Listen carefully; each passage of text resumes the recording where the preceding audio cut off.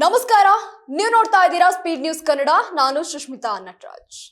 ವೀಕ್ಷಕರೇ, ಬಿಯರ್ ಮಾರಾಟದಲ್ಲಿ ಇದೀಗ ಭಾರಿ ಜಿಗಿತವನ್ನ ಕಂಡಿದೆ.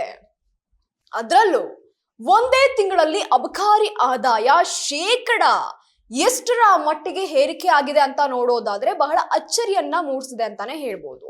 ಇನ್ನು ಪ್ರಮುಖವಾಗಿ ರಾಜ್ಯ ಸರ್ಕಾರ ಜಾರಿಗೆ ತಂದಂತಹ ಅಬಕಾರಿ ಸುಧಾರಣೆಗಳು ಹಾಗೂ ಕಡಿಮೆ ಆಲ್ಕೋಹಾಲ್ ಹೊಂದಿರುವಂತಹ ಬಿಯರ್ ಬೆಲೆ ಕಡಿತದ ಬೆನ್ನಲ್ಲೇ ಇದೀಗ ಕರ್ನಾಟಕದಲ್ಲಿ ಬಿಯರ್ ಮಾರಾಟ 54.67% ಏರಿಕೆಯನ್ನ ಕಂಡಿದೆ.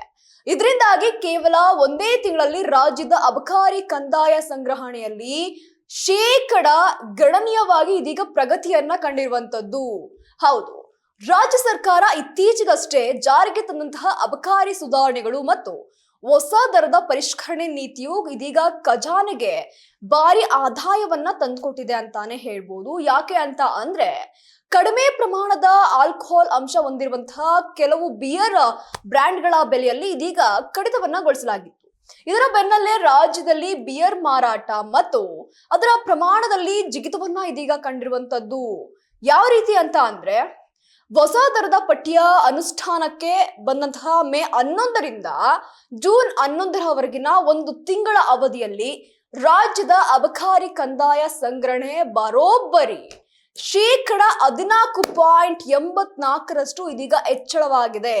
ಮೇ 11ರಿಂದ ಜೂನ್ 11ರವರೆಗಿನ ಅವಧಿಯಲ್ಲಿ ಬರೋಬ್ಬರಿ 54.6 ಲಕ್ಷ ಕೇಸ್ ಬಿಯರ್ ಇದೀಗ ಮಾರಾಟ ಆಗಿರುವಂತದ್ದು. ಕಳೆದ ವರ್ಷದ ಇದೇ ಅವಧಿಗೆ ಹೋಲಿಸಿದ್ರೆ 35.3 ಲಕ್ಷ ಕೇಸ್ ಭಾರಿ ಏರಿಕೆಯನ್ನ ಅಂದ್ರೆ ಅಷ್ಟೇ ಮಾತ್ರ ಕೇಸ್ ದಾಖಲಾಯಿತು. ಇದೀಗ ಭಾರಿ ಏರಿಕೆಯನ್ನ ಕಂಡಿದೆ ಅಂತಾನೆ ಹೇಳ್ಬೋದು. ಆದ್ರೆ ಇದೇ ಅವಧಿಯಲ್ಲಿ ಭಾರತೀಯ ತಯಾರಿಕೆಯ ವಿದೇಶಿ ಮಾಧ್ಯಮ ಅಂದ್ರೆ IML ಮಾರಾಟದಲ್ಲಿ 0.35% ಅಲ್ಪ ಕುಸಿತವನ್ನ ಕಂಡಿದೆ.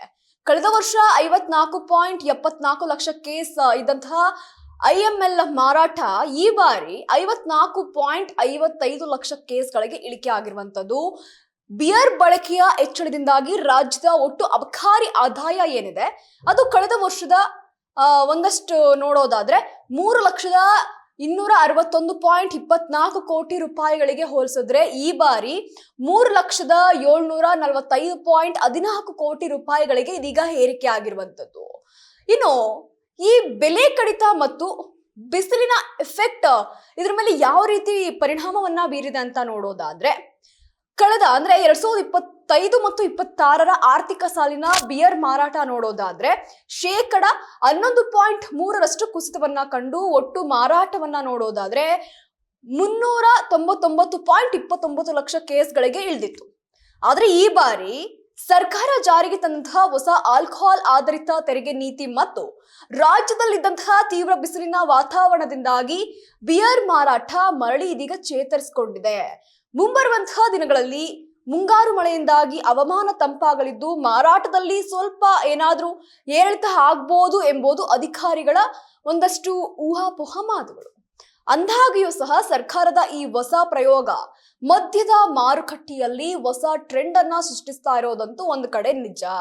ಒಟ್ಟಾರೆಯಾಗಿ ನಾವೇನ್ ನೋಡ್ತಾ ಇದ್ದೀವಿ, ಇದೀಗ ಮದ್ಯ ಮಾರಾಟದಲ್ಲಿ ಒಂದು ಜಿಗಿತವನ್ನ ಕಂಡಿದೆ ಅಂತಾನೆ ಹೇಳ್ಬೋದು. ಒಂದೇ ತಿಂಗಳಲ್ಲಿ ಅಂದ್ರೆ ಮೇ 11ರಿಂದ ಜೂನ್ 11ರ ಒಳಗಡೆ ಸಾಕಷ್ಟು ಮಟ್ಟದಲ್ಲಿ ಇದೀಗ ಬಿಯರ್ ಮಾರಾಟದಲ್ಲಿ ಒಂದು ರೀತಿಯ ಏರಿಕೆಯನ್ನ ಕಂಡಿದೆ ಅಂತಾನೆ ಹೇಳ್ಬೋದು. ಒಟ್ಟಾರೆಯಾಗಿ ಬಿಯರ್ ಮಾರಾಟದ ಜಿಗಿತ ಆರ್ಥಿಕ ಮಟ್ಟದಲ್ಲಿ ಒಂದು ರೀತಿ ಸುಧಾರಣೆಯನ್ನ ತೋರಿಸುತ್ತಾ ಇವೆಲ್ಲವನ್ನೂ ಸಹ ಮುಂದಿನ ದಿನಗಳಲ್ಲಿ ಕಾದು ನೋಡ್ಬೇಕಾಗಿದೆ. ಇದಾಗಿತ್ತು ಈ ಕ್ಷಣದ ಸುದ್ದಿ.